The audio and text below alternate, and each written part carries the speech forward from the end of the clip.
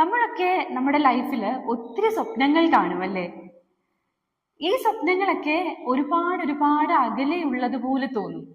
ആ സ്വപ്നങ്ങൾക്ക് ആദ്യം നിറമില്ല, ഉറപ്പില്ല, മാർഗവുമില്ല. പക്ഷേ സ്വപ്നം കാണുന്നവർക്ക് ഒരു വലിയ ശക്തിയുണ്ട്, വിശ്വാസം. വിശ്വാസം തന്നെയാണ് നിറമില്ലാത്ത സ്വപ്നങ്ങൾക്ക് ആദ്യ നിറം എന്ന് പറയുന്നത്, അല്ലേ?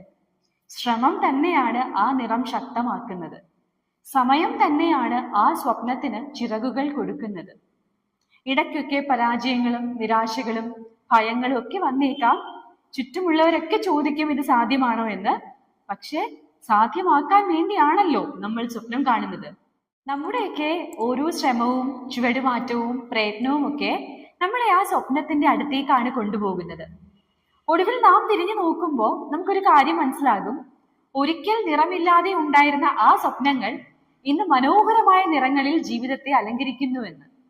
അതിനാൽ സ്വപ്നം കണ്ടുകൊണ്ടേയിരിക്കരുത്, അതിനായി പ്രവർത്തിക്കുക, അതിനെ വിശ്വസിക്കുക, അതിനെ സംരക്ഷിക്കുക.